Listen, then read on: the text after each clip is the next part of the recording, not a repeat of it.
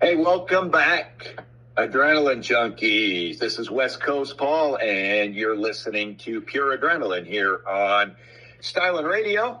It's the 9 o'clock hour, and I'm here in the booth with my co-host Izzy. Yeah, Hey, what up, what's up, Izzy? guys? Yeah, sitting here drinking a NOS energy drink. This show is brought to you by NOS. Grab Nice. one and slam it down.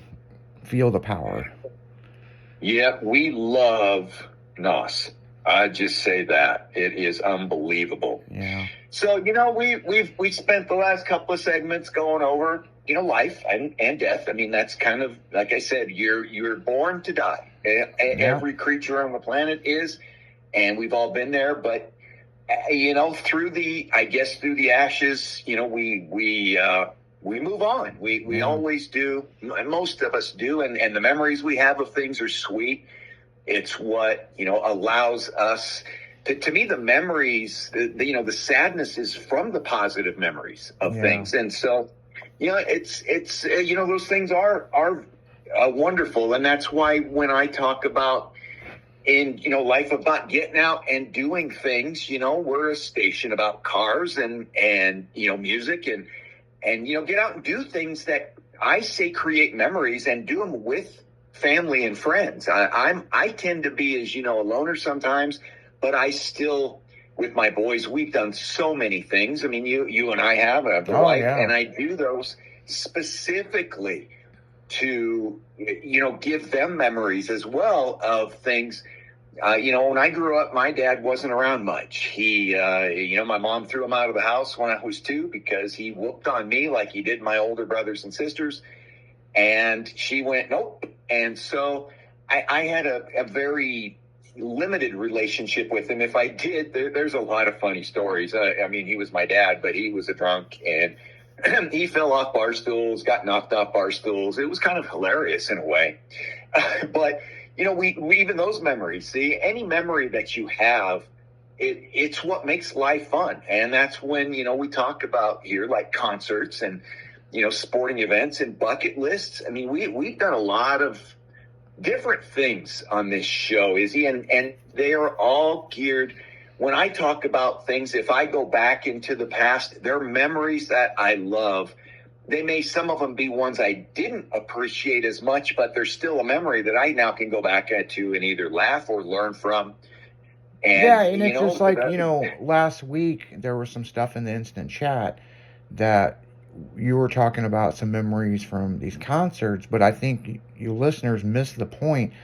What Paul was talking about is these concerts from back in the day compared to these newer artists. It's like they're playing at county fairs, and wow, this, and this. So, what I think what a lot of people missed that point of last week is we were comparing the older shows like Kiss and what am I trying to say here? Alice Cooper to like Limp Bizkit and 311 and all this stuff, because the newer music, all of a sudden they disappear. Like the group, they made 10 albums and then where the fuck did they go? They're not even playing at these small venues. And it's like the music industry is very interesting because it's like, I'll give you a prime example, and it is kind of out of our realm, but everybody knows this. Quiet Riot. They only had 2 big hits. Yeah, correct. Come on, Feel the Noise and Heavy Metal, was on the album. Yeah. Yeah. Because their lead singer passed away, and that was kind of it. Yeah, and the thing is, they played a fuck ton of concerts. Now they've licensed their stuff out to these cover bands that reenact the whole show, which are cool. And I know our age demographic, if you haven't seen one of those, which I know a lot of our listeners go to that stuff.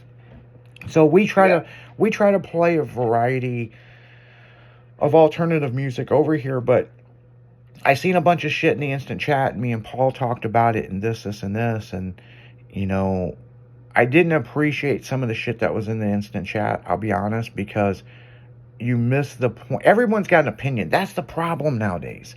It's like, because of social media and shit, everyone's got a fucking opinion. And, you know, what makes you a fucking expert on what we do over here? You tuned into us. We didn't force you to listen to us, you know? So I just wanted to kind of address that, look, we play all kinds of different alternative music. We might play fucking Cypress Hill. You know, I mean, you know, we're not going to play stuff that's out of our realm, but then sometimes you might get something that's outside our realm. That's what makes Stylin' such a good station, you know? Well, yes, and you know, my show, it's geared a little different. We still try to stay within the certain boundaries of what we like to play, but you know, every show has its little unique stamp to it and things. And you know, hey, listen, like you said, everybody has an opinion. I appreciate them all. Some of them you can tell they're just trolls. Yeah, and I think a lot of that was just people trying to get attention and get, trolling. My big thing is I just don't appreciate what was put in the instant chat. And, Correct. You need to get a different host on this show because talking shit outside the realm of what you actually play. Bitch, if we want to talk about fucking 1930s music, we will talk about whatever we want. So generally, yeah, so hey, you're right. The bands, even like the older bands that I speak of, you know what? They have music in the 90s, 2000s, the 10s. I'm going, hey, Metallica people just released an album 2 years ago. Yeah, Molly Cruz. Okay. Molly Cruz working on a new album. It's supposed to get released the last 2 years.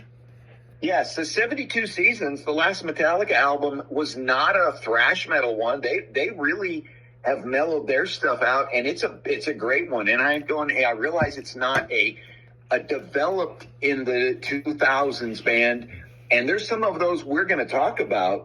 But right now I have to, tell you out there in the real world, those bands are the ones making the headlines.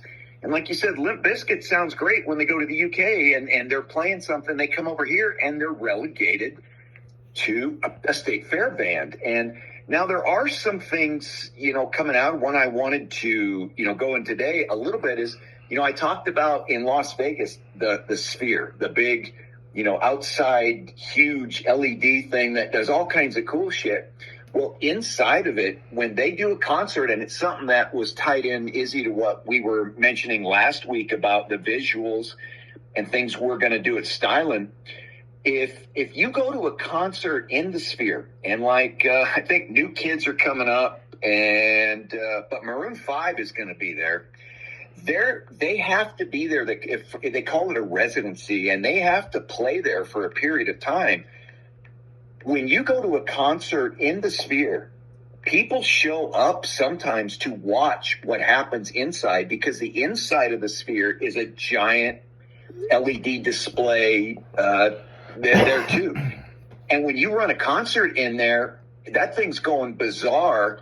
And people are like, holy shit. I mean, that is what makes a concert, today's concert, that's so different from the outdoor events and the things we used to do. Yeah, exactly. Today you get stuff, and people are crying though. I was going, well, wait a minute. The cheapest tickets for Maroon 5 is like $135 plus fees. Yeah. And I was talking to somebody, and I went, well, so I go, if you want to walk in and do a thing with the Sphere, you want to be a visitor in there and go through their tour, it's like $95.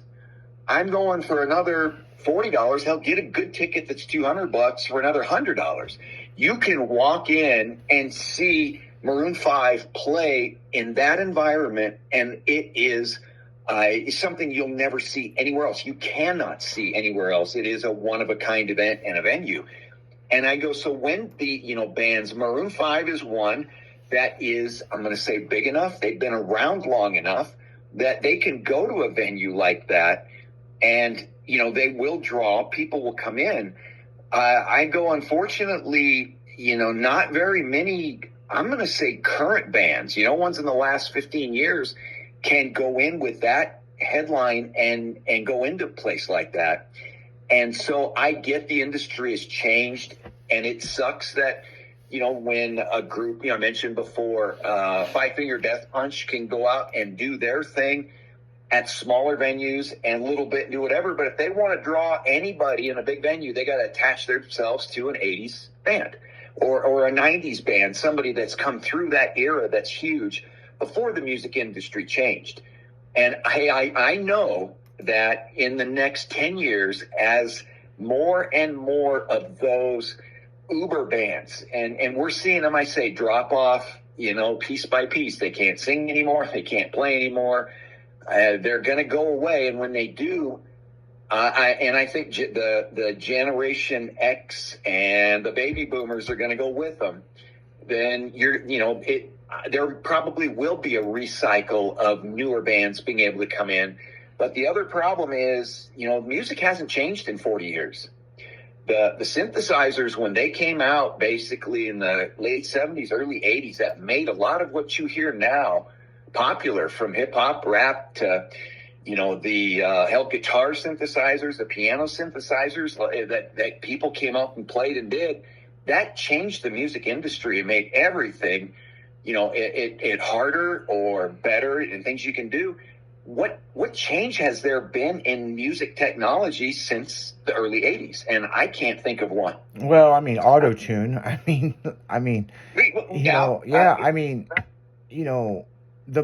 I will tell you my opinion real quick. Auto-tune really changed a lot in a lot of different stuff to make different sounds. But now it's the AI generated stuff. So, yes. So that will be next. Well, and the thing is, there's already apps out there. You can type in what you want it to say and pick what style, and that's the new music. And it is a shame that, and I've said this for years, that,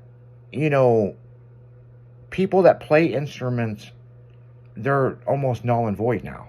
Because it's like, yeah, you go to Guitar Center, there's people playing, blah, blah, blah. But no, let's look at the younger generation.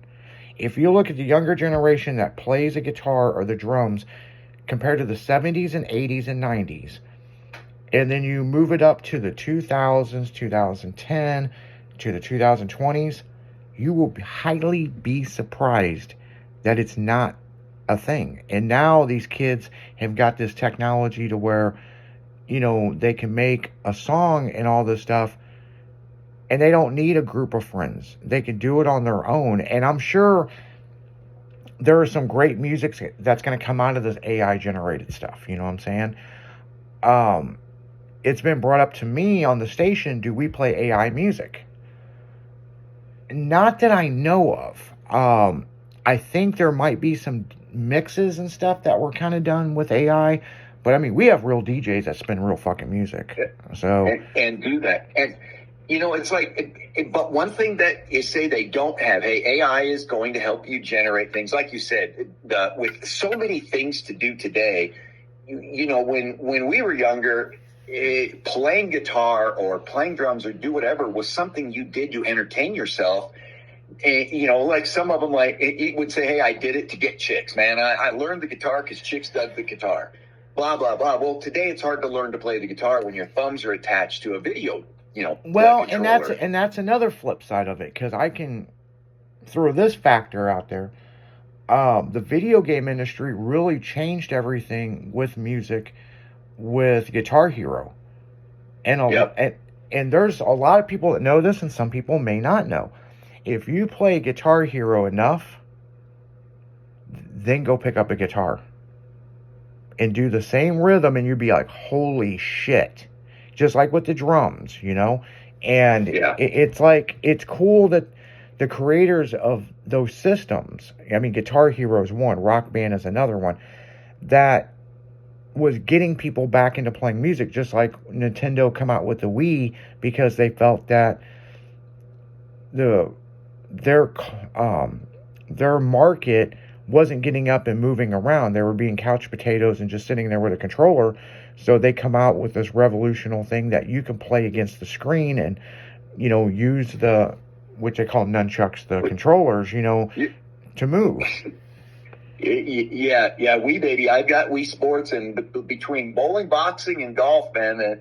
Tennis. I'm like at 2,300 on tennis. It's stupid, but yeah, those things are, they do help.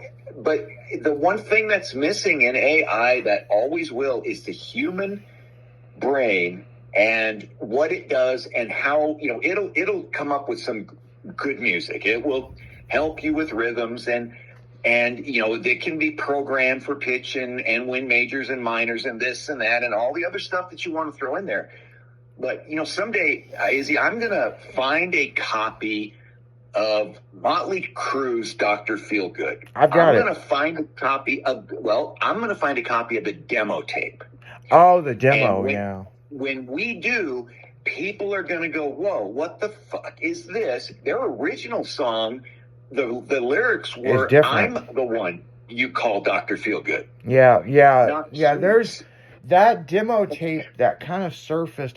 It's been a long time since it surfaced, but what's interesting about that whole thing, it got snuck out of the studio or something like that, and it hit the internet, and everybody's like, what the fuck is this? Because it ain't just Dr. Feelgood. It's a majority of those songs on that album is like different. In that era, because see, the studios owned the music. Even back then, if you see certain things, there's on Netflix, there's a deal about those guys. A movie they have kind of a somewhat history of talking. The Dirt. There you go, and it's an awesome movie. I mean, and it talks about who owns the music, who's this and who's that. What they really didn't show you, and it goes back in the era, is bands would submit their music, and the studios had a wealth of writers, music people, all kinds of shit in the background, producers that were just unbelievable, who would fix your shit and make it as good as it was back then and stuff that came out. And once music sharing happened and the studios kind of died and everybody could produce their own shit, et cetera, that resource went away. And the one struggle bands have today is that they don't have that level of expertise and songwriting, et cetera, who's going to come in and make your stuff gold. Yeah, and that goes into a lot of different factors, too. I will say this about Motley Crue. Before Dr. Feelgood, pretty much everything that they made was what they made. But then Dr. Feelgood, there was a wait for Dr. Feelgood, And it was because they wanted to make it more lyrical for the listener to a certain extent. And I watched the whole thing about that and several things about it. But what's interesting on that whole note, a label, and we've seen this before, okay? And this could be before everyone's time, the boy bands. Or the girl bands, the Monkees was one of the first ones. They put these guys together, and that's what they did. They were supposed to be kind of mimicking the Beatles, but in a funnier way. You know what I'm saying? Then what's interesting is you get into like stuff with like Justin Timberlake, right?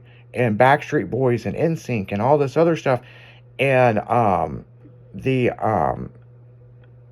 they basically put these guys together, and that's what they were handed scripts on what to do. And then after the contract was done, then they can kind of go their own separate ways. And who from the boy band's going to make it big? Well, Justin Timberlake did. But you don't hear shit really about the other guys. You know what I'm saying? You don't, because see, the where the industry really changed, like I mentioned, it used to be that the entertainers, the people who sang the songs, went on stage, did their shit, they made all the money. Obviously, there was a certain amount in the writing of it, but the writers, they didn't get rich off this shit. They may have owned the rights to something, but again, a lot of the studios just did. If you wrote for Sony or any of the others, the Sony owned it. That was it. Too bad. And that's kind of how it was. And then when the whole bottom crashed out with the whole Napster download music and the whole industry had to change, those writers went away. Yep. And now most of the money is made from the writers. It's why, you hear of residuals and revenue. They write for TV shows, they write for all kinds of stuff. And now if you're a band and, we'll back with some ones you'll see where we're like, geez, I don't want to go too back, but Joan Jett, she's still out. She's popular. She doesn't have much original music. Most of her shit was either co-written or she did remakes. Like I Love Rock and Roll was a 60s song that she did a remake into one of the top 10 songs ever. But today, every time that song gets published, the dude that wrote it, he gets a bigger check than she does. Yeah, and that's true. And that's the reason why, and I'm going to leave this on, with you guys. Wu-Tang Clan. A bunch of those guys, because Wu-Tang Clan, there's like 30 of them, right? But the thing is, reason why the Wu-Tang Clan becomes so big and popular is because these guys were already in other shit that the studios were telling what to do. And then, we're not going to put you on tour no more. You're not selling any albums.